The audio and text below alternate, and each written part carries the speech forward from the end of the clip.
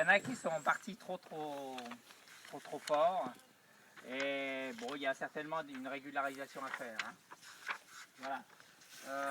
Donc là, on va montrer pour la taille de formation pour des cordons palissés. Parce que ça peut être intéressant, les cordons palissés, pour les petits jardins, ou quand vous voulez entourer un potager, ou si vous voulez avoir beaucoup de fruits dans un petit espace, beaucoup de fruits différents sur un petit espace, c'est vraiment très intéressant. Ça, c'est un pommier qu'a greffé Andreas. Il y a combien de temps? Il y a 2 ans. 2 ans, ok. Ah non, il y a 1 an. Il y a 1 an, oui. C'est ça, Oui. Okay. 2014. C'est la pousse de l'année, il ramifie très vite. Alors là, c'est greffé sur MM9. C'est un pommier qui est assez, un porte-greffe de pommier assez intéressant. C'est que ça, vous voyez, ça fait des pommes très rapidement. En 1 an, on peut quasiment avoir des pommes. Sur le 106 qu'il y a ici, ça va mettre 3-4 ans pour donner. Et quand on prend des francs, ça va mettre 8-9 ans. Hein, c'est quoi MM9, 106, ça veut dire quoi? Alors MM9, ça veut dire Malling-Merton. MM, c'est Malling-Merton. C'est des centres de recherche anglais. C'est un centre de recherche anglais qui a trouvé cette variété. C'est-à-dire ils ont fait beaucoup de semis. Et une fois, ils se sont aperçus qu'ils avaient un semis. La plante n'était pas très grosse, adulte. Elle ramifiait très bien. Il y avait une mise à fruit très rapide. Donc finalement, c'est eux qui ont donné le nom de ce porte-greffe. Donc ils l'ont appelé MM9. Hein. Ça fait très poétique, mais bon, c'est comme ça. Ici, c'est EM106. Hein. EM, c'est East Malling. C'est un autre centre de recherche anglais qui a trouvé un autre porte-greffe qui, lui, celui-là, qui donne encore, qui descend au point de vue vigueur par rapport au franc. C'est-à-dire que ceux que vous avez là, les porte-greffes qu'il y a ici, ça donne environ 70% de vigueur par rapport à un franc. Hein, donc, voilà. Alors que le M9, c'est peut-être 10% d'un franc, hein, peut-être même pas. Hein. Du coup, ces porte-greffes, c'est des choses qu'on achète ou, on peut les produire soi-même, hein. Ouais. C'est-à-dire au croqueur, on en vend. Mais une fois que vous avez un porte-greffe, après, vous en achetez plusieurs, vous les butez, c'est-à-dire que vous avez un porte-greffe, vous le plantez, l'année suivante, il vous fait une tige, bon, même si là c'est greffé, mais on peut dire que s'il n'a pas été greffé, il fait une tige. L'hiver d'après, c'est-à-dire au bout d'1 an, vous le coupez ici, vous le coupez là, il va ramifier, et vous butez, c'est-à-dire que vous faites une grosse taupinière dessus, il va ramifier dans la taupinière et tout ce qui va partir dans la taupinière va faire des racines. Et après, vous coupez chaque petite pousse qui est enracinée et vous allez remettre ça dans votre jardin pour faire des... Alors ce qui est intéressant, c'est que vous pouvez faire de l'autoproduction sans problème. Hein. En sachant que ce que je vais vous montrer à la formation de cordon, vous allez faire un cordon qui est très productif. Ça va vous coûter 0 centime et dans le commerce ça vaut 50, 60, 80 euros et c'est sûrement moins productif que ce que vous allez faire parce que maintenant dans le commerce ils ne greffent plus sur MM9 parce que le MM9 il a un problème, c'est qu'il est très lent à faire des formes, c'est-à-dire qu'en forme vous avez, moi je vous ai fait des cordons comme ça et vous vous rappelez il y a les verriers aussi qui sont comme ça qu'on voyait autrefois. Et là, ça vaut 100, 150 euros, ça vaut très cher. Et en fait, maintenant, ils les font sur des porte-greffes qui sont beaucoup plus vigoureux. Ça veut dire qu'au bout de 5-6 ans, vous finissez par avoir un arbre, vous l'avez payé très cher et vous n'avez pas quelque chose de très correct. Il vaut mieux les faire maintenant comme ça. Hein. C'est-à-dire, comme je vais vous expliquer, il vaut mieux faire vos arbres fruitiers en formé, il vaut mieux que vous les fassiez vous-même. Hein. C'est beaucoup plus rapide au point de vue fructification. C'est relativement simple, je vais vous expliquer comment on fait. Et vous avez des fruits très rapidement. Moi je me rappelle quand j'avais un verger, dans l'ancienne maison où j'avais, sur environ 3 mètres carrés, il faisait 4 mètres carrés, on pouvait avoir 12 kilos de fruits à peu près. Hein. C'est-à-dire 12 mètres carrés, sur un mur c'est à peu près 12 kilos de fruits. Hein. Donc c'est très compact. Hein. Voilà. Et les fruits ont pratiquement le même goût. Hein. Souvent on va dire que le porte-greffe influe, il influe un peu mais pas énormément. Hein. Voilà. Et autrefois quand ils faisaient des fruitiers comme ça en palissage. Oui. Est-ce que, du coup, ils avaient que les francs à cette époque-là? Ah non, non, non. Ils faisaient Non, comment, parce comme que ce soit à Versailles ou ailleurs, ils avaient déjà fait des sélections de porte-greffes. D'accord. Sauf que leur sélection de porte-greffes était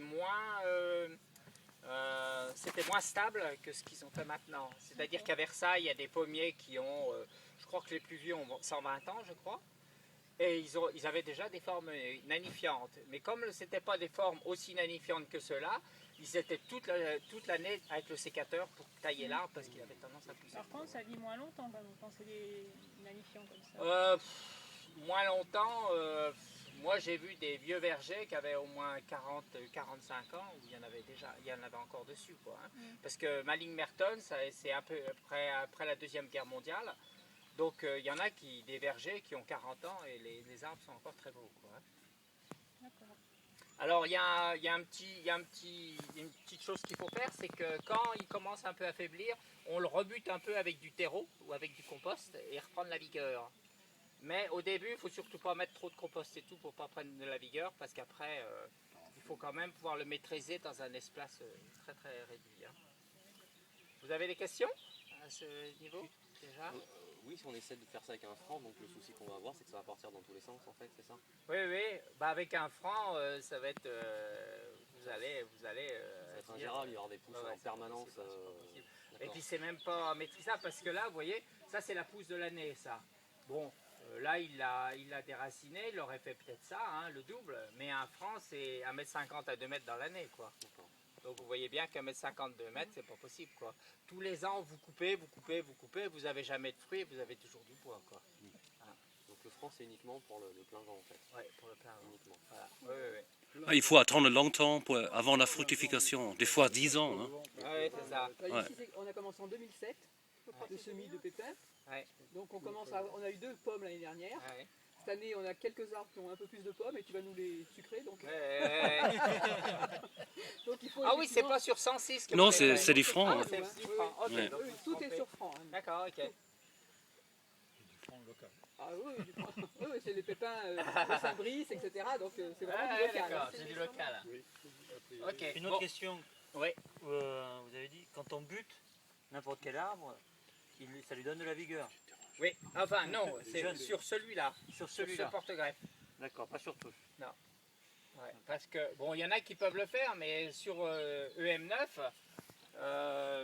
quand on bute, il émet des racines. Il émet des racines. Voilà.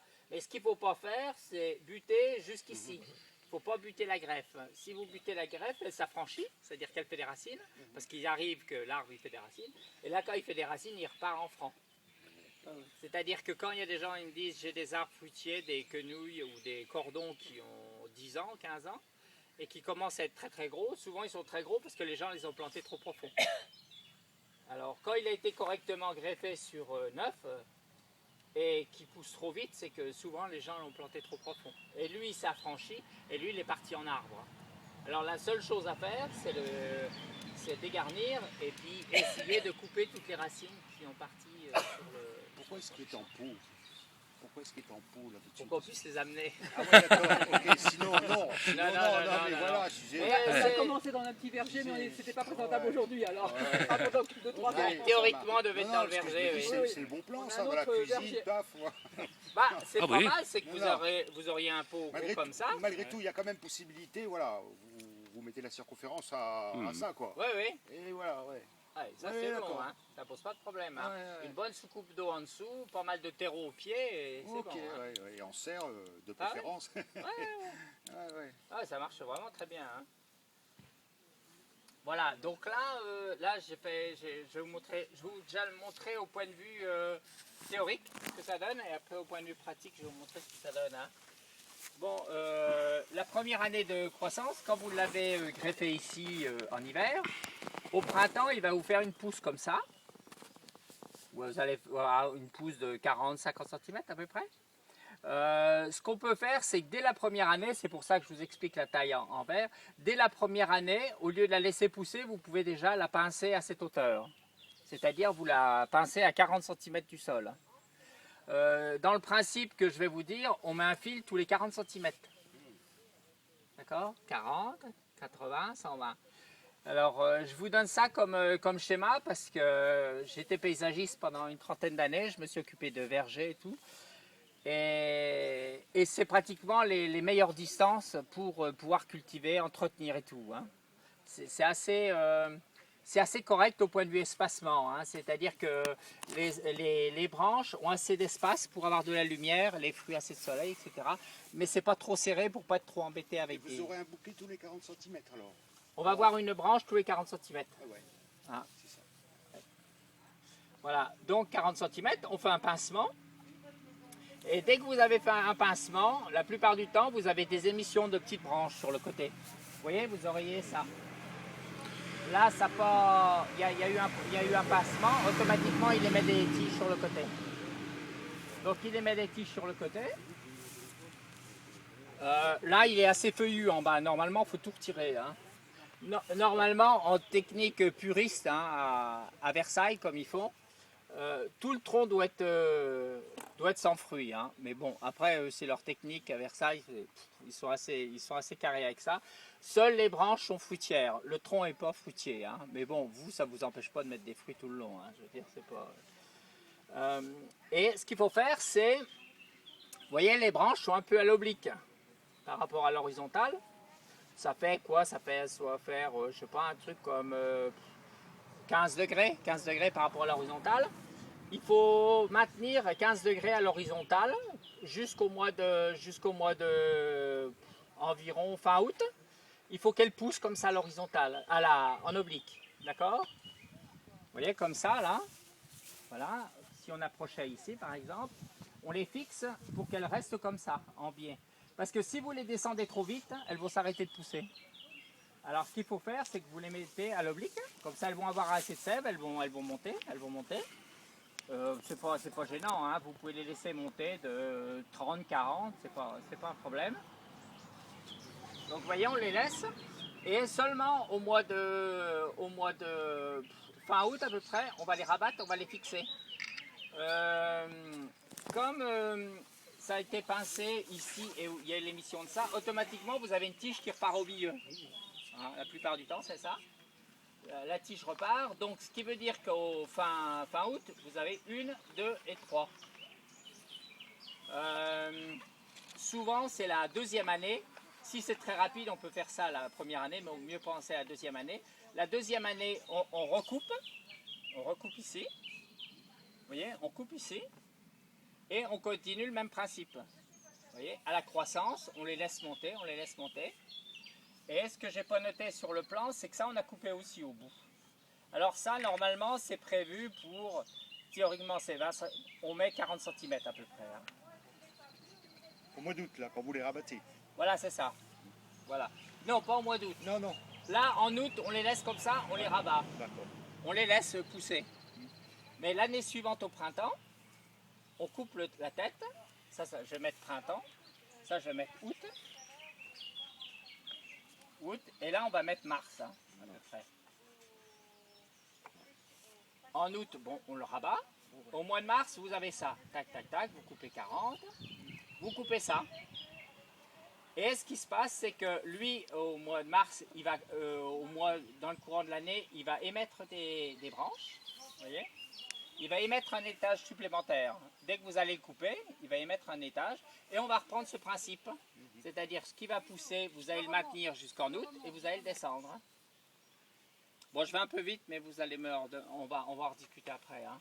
Et sur les branches du bas, là, on est en deuxième année mars, Ouais. ça va continuer à pousser de n'importe comment, là, les petits trucs Là, ici, Ouais. bah, ici, ça va s'allonger. Ça va, ouais. Vous voyez, ici, on a 40 ici on a 80 après. Ah oui. Ou plus, hein, ou moins. Bon, après, c'est du théorique tout ça. Hein. Et là, vous avez 0,40. Hein. Oui. Alors, ce que je voulais vous expliquer, c'est que ça, c'est ce que j'ai appris quand je suis allé à Versailles, au potager du roi, jardin du roi. C'est que, et c'est ce qu'ils font depuis la Quintini, c'est-à-dire depuis au moins 300-400 ans, je ne sais plus. Oui, ça fait 400 ans. Théoriquement, on doit avoir un triangle comme ça, vous voyez. C'est-à-dire que celles du bas sont beaucoup plus longues que celles-là. Beaucoup plus longues que celles-là. Et on doit monter comme ça. C'est-à-dire que quand vous faites 5 étages, on a 1, 2, 3, 4, 5, vous avez toujours ce triangle. Est-ce qu'il y a le nombre d'étages Bah, généralement, on arrête à 2 mètres. Ah On oui, peut aller c'est un peu plus haut. Versailles, c'est beaucoup plus haut. Hein. Ça peut être 2,50 m, 3 mètres, certains murs, c'est beaucoup plus haut. Mais il faut toujours que ce soit comme ça. Ce qui veut dire, c'est que vous ralentissez l'arbre. Parce que le problème, c'est que l'arbre, il va avoir toujours tendance, pas trop les pommiers, mais les poiriers ont toujours tendance à filer, à monter et à avoir beaucoup de puissance en haut. Et quand on fait comme ça, on réduit le haut, on ferme les robinets en haut pour que le bas ait le temps de pousser. Parce que si vous ne faites pas ça et que vous laissez pousser le haut, le bas, lui, va mourir, hein, ou il ne va pas pousser. D'accord? Donc là, vous fermez sans arrêt les robinets. Sans arrêt, vous taillez, pour que le bas ait le temps de pousser. Quand votre arbre a environ 7-8 ans et que le bas est assez solide, de toute façon, il va tenir. Il va continuer d'être alimenté parce qu'il a une force suffisante pour être alimenté. Vous n'avez pratiquement pas d'autre solution. Il ne faut pas faire, par exemple, en carré, voyez, ou en rectangle. Parce que si vous faites en rectangle, ça veut dire qu'en haut, ça a autant de puissance quand même en bas pendant 3, 4, 5 ans. Mais au bout de 6, 7 ans, le haut prend de plus en plus de puissance au détriment du bas. Donc c'est pour ça qu'il faut faire un triangle. Bon, maintenant, vous allez me dire si vous n'avez pas compris, parce que je vais assez vite, mais pour vous montrer ce qui se passe, comment il faut faire. Hein. C'est une technique qu'on utilise uniquement contre un mur ou on peut le faire aussi Oh non, on peut le faire libre sur des fils. Hein. Tout autour d'un potager, on peut le faire. Hein. Voilà. Et là, c'est invalable, j'ai mis poirier cognacier, mais au potager du roi, ils font aussi pêcher et abricotier. Hein. même, Tous les fruitiers, alors. Sur d'autres porte-greffes, mais suivant cette forme. Hein. Et l'avantage du mur, c'est que ça peut mûrir plus vite. Oui, c'est ça, voilà. Et puis ça peut être un peu à l'abri. Par exemple, au printemps, quand le mur il débordait, par exemple pour les pêches de Montreuil, le mur il chauffait.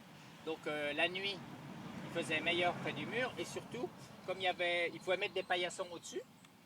Et ça permettait les paillassons que le froid ne descende pas, ils étaient un peu à l'abri. La chaleur s'en allait pas. Quoi.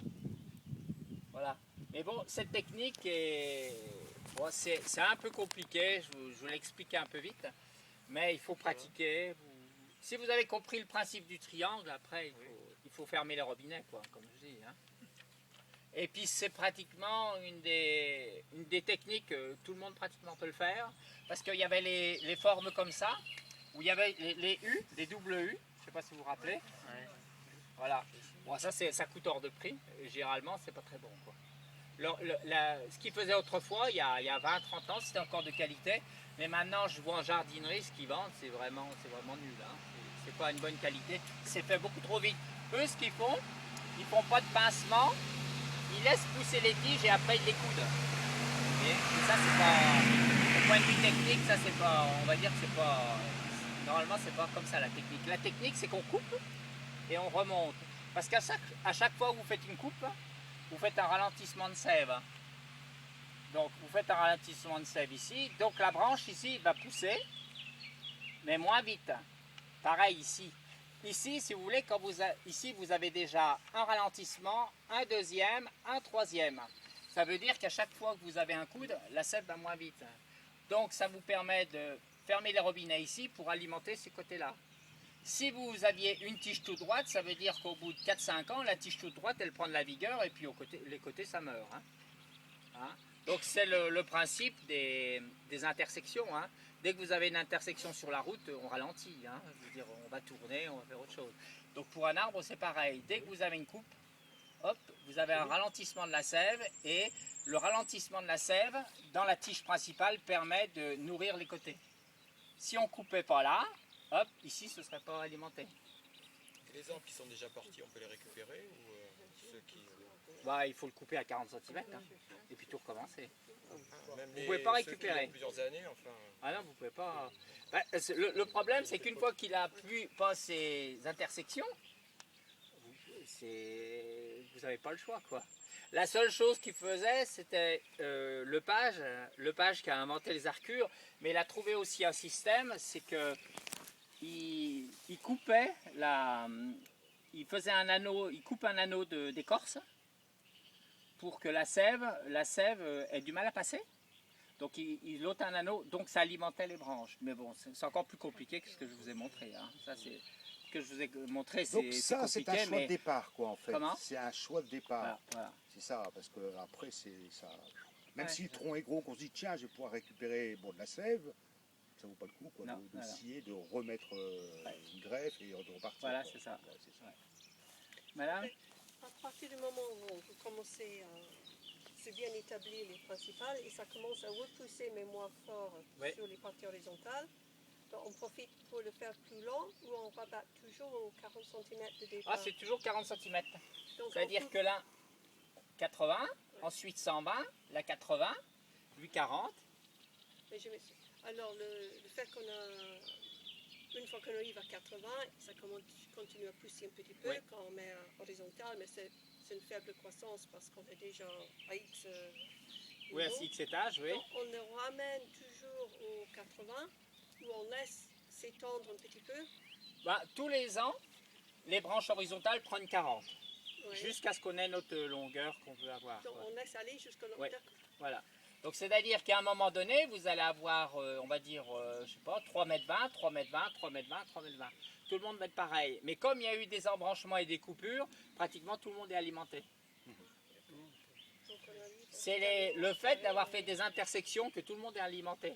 Si on n'a pas fait d'intersection, parce que quand vous pensez, quand vous êtes au 6e étage, il y a 6 intersections. C'est-à-dire que la sève, avant d'arriver en haut, elle zigzague, elle est ralentie à chaque fois. Donc ça veut dire qu'en haut, alors qu'un arbre normalement en haut a beaucoup de puissance, là il y a eu 6 intersections.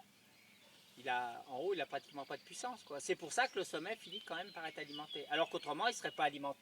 Le sommet serait super alimenté et le dessous ne serait pas. Mais grâce aux intersections, ça fait des nœuds à chaque fois. La sève est obligée de franchir les nœuds et à chaque fois, elle ralentit. Bah, c'est comme les melons, c'est comme les Bah voilà. concombres, c'est un peu pareil. Voilà. Quoi, hein. Oui, Si tu veux tout à qu'un fait. fruit, bah, tu ne coupes pas, sinon, oui, bah oui, c'est Ouais. la même chose. Voilà. Alors, encore un autre intérêt, c'est que comme vous avez des branches basses à chaque fois, vous avez une mise à fruit qui est très très rapide. Hein. Parce qu'à chaque fois, vous allez voir, dès qu'on commence à abaisser une branche, dès qu'elle a abaissé, elle se met à fruit très très rapidement. Quoi. Et ça épuise pas l'arbre sur les premières années de sa vie en fait. Comment? Le fait de laisser les fruits sur les premières années, ça épuise pas l'arbre, on risque Oh non. rien. Non, parce qu'après, une fois qu'il commence à démarrer, c'est bien qu'il ait des fruits. Parce que le fait d'avoir des fruits, ça vous aide. Hein. C'est-à-dire qu'il a tendance à avoir moins de croissance. Et on a plus tendance à pouvoir le régulariser facilement. La mise à fruits vous aide, en plus de ça. C'est à l'inverse. Il faut quand même, parce que même un EM9, un MM9, il peut être très très rapide au point de vue croissance quand même. Hein. Si la terre est bonne et tout, il peut arriver à pousser très très fort. Hein. Et l'espacement entre les arbres, Bon, après, c'est vous qui Parce que voyez, vous mais en parlez- général, vous il faut parliez mettre 4-5 mètres. Hein. Ah ouais, parce que vous parlez de 3 mètres 20. Oui, mais si on prend 3 mètres, ça fait 6 mètres. Hein. Ouais. Oui, on peut mettre 6 mètres, on peut mettre 2,50 m par arbre. Ça fait 5 mètres. Ouais, c'est ça. Hein, 5 D'accord, mètres, et d'accord. tous les 5 mètres, Faut vous allez faire. pas entremêler les branches, quoi. Ah, D'un surtout arbre pas, sur hein. l'autre, ça sert à rien. Quoi. Surtout Ouais. pas, ouais. Ouais, c'est Bah ça. non, parce qu'en plus de ça, après, vous allez avoir trop le bois, vous n'allez pas savoir Ouais, qui fait quoi. Qui coupait quoi, ouais. oui, Voilà. ouais. Parce qu'en plus de ça, vous êtes obligé quand même de laisser relativement libre pour voir lequel est malade. Hein. S'il y en a un qui est plus malade que l'autre, vous allez faire plus traitement à celui-là. S'il y en a un qui est chétif, qui a du mal, vous allez, s'ils sont emmêlés, c'est un peu embêtant.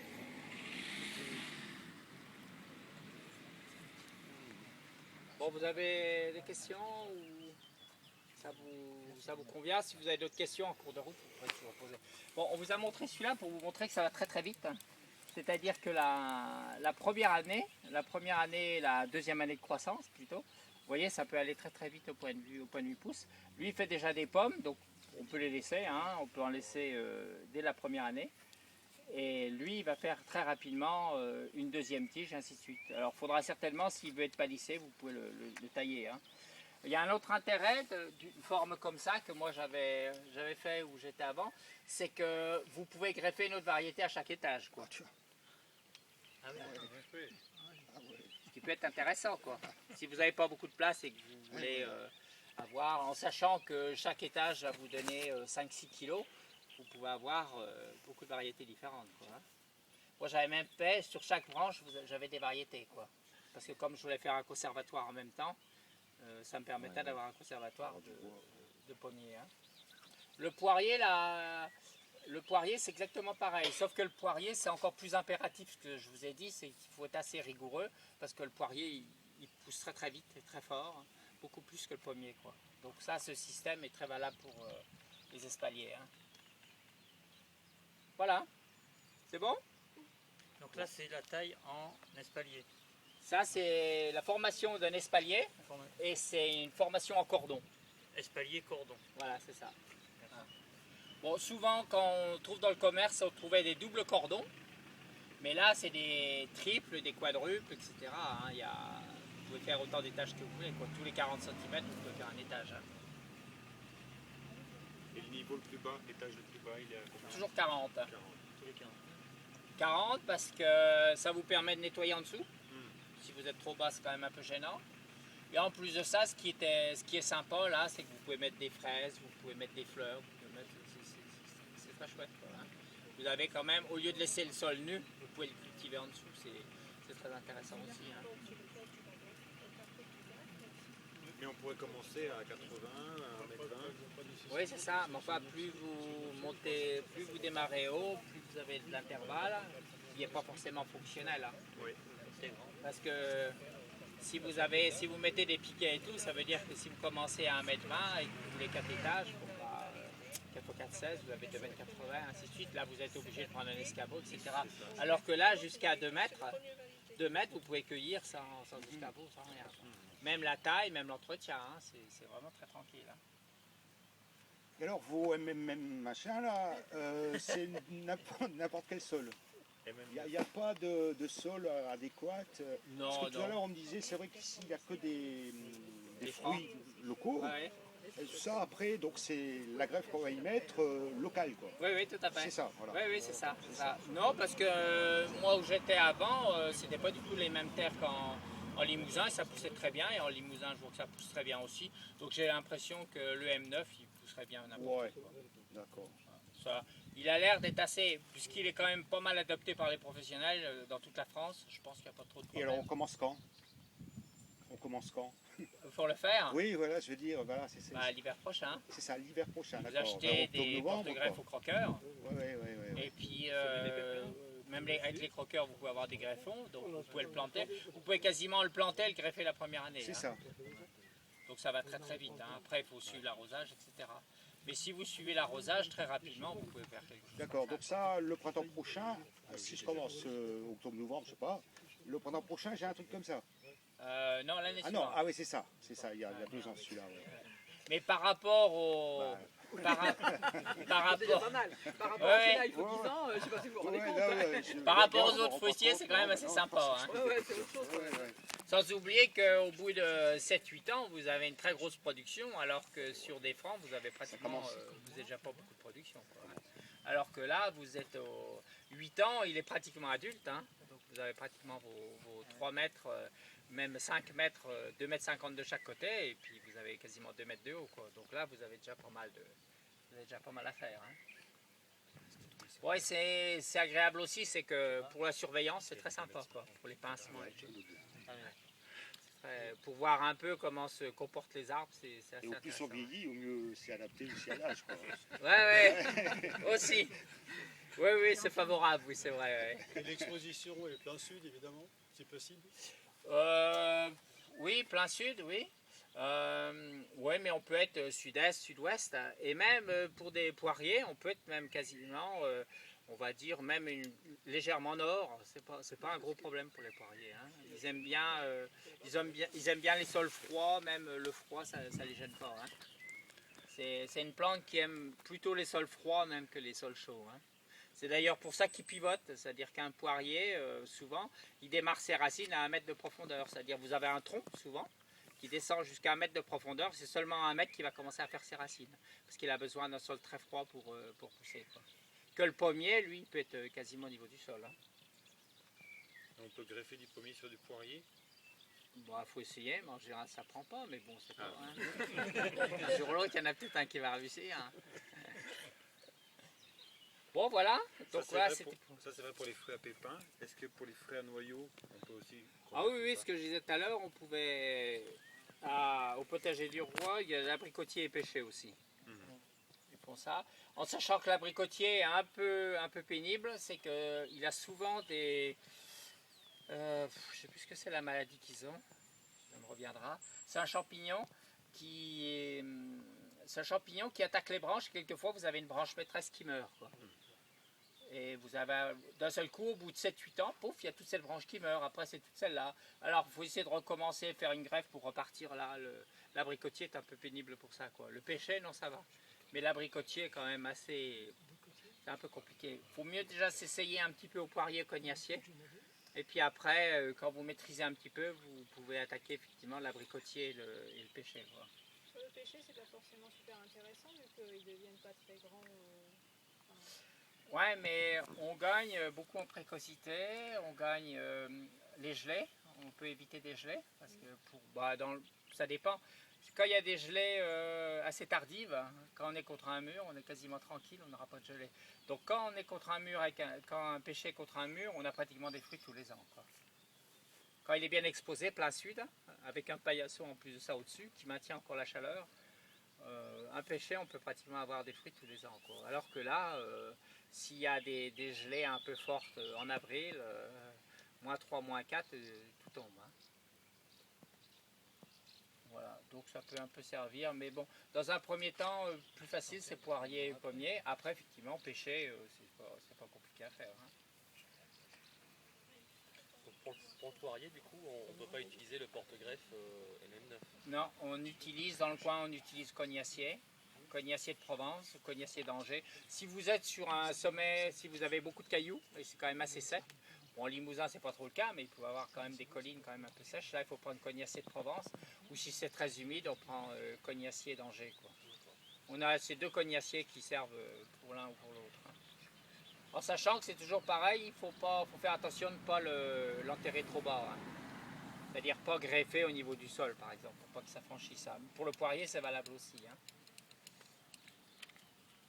Voilà, bon, bah, si vous avez d'autres choses qui vous viennent après, vous êtes un peu coincé. Donc là, de toute façon, on va faire ça, mais c'est vrai que si d'autres fois avec Michel, on a l'occasion de montrer pour le verger. L'année prochaine. Voilà, au fur et à mesure, il peut y avoir des explications qui soient données. Donc, à la limite, au fur et à mesure que vous continuez, quand on pourra faire des journées, vous pourrez avancer en même temps qu'on fait des explications. Tous vos problèmes, vous pouvez les amener. À ce moment-là, on peut discuter du truc, quoi. Enfin, c'est bien de démarrer, ça, c'est bien. Alors, donc, effectivement, vous pouvez être le long d'un mur ou vous pouvez palisser le long de fils avec des piquets. Et voilà. En sachant que vous mettez vos piquets, vous mettez évidemment vos arcs-boutants, parce qu'après, vous mettez des tendeurs, hein. Et vous mettez un piquet entre chaque arbre, hein. Vous mettez un piquet pour bien maintenir, hein. Parce qu'il y a beaucoup de poids, hein. Avec les années, c'est très pesant, l'arbre est très lourd et il faut vraiment que ce soit très costaud. Et sur hein. une clôture, c'est pas judicieux, une clôture d'Ursus par exemple, non. Les fruits, ça peut cogner contre... Bah oui, c'est ça. Il faut vraiment un endroit dédié à ça, quoi, hein. Et puis même en clôture, c'est gênant parce que, étant donné que c'est mitoyen, quelquefois il peut y avoir des problèmes pour aller tailler ou des branches chez le voisin ou autre. Ils sont pas forcément d'accord, quoi. Bon bah voilà, j'espère que c'est pas trop rapide, mais enfin c'est vrai que c'est un peu spécifique, mais comme au croqueur on n'en parle pas beaucoup, et c'est pas très connu, c'était intéressant de vous le montrer parce que c'est possible de le faire, quoi. Il y a des régions en France où c'est beaucoup plus connu. C'est pas trop les régions en France, c'est surtout par exemple dans les villes où il y avait beaucoup de couvents, de monastères et tout. Ça, moi je me rappelle avoir entretenu, m'occuper d'un couvent. Il y avait beaucoup de formes comme ça. Et puis souvent dans les maisons bourgeoises, c'est comme ça, hein. Voilà. Donc c'est pas spécifique à une région, mais c'était par endroit et les gens étaient plutôt aptes les gens voulaient faire ça, hein. Quoi ? Ah oui, c'est ça, hein. Ouais. Bon voilà, donc on va aller voir les gros d'abord. Qu'est-ce que tu as au fond de ta boîte ?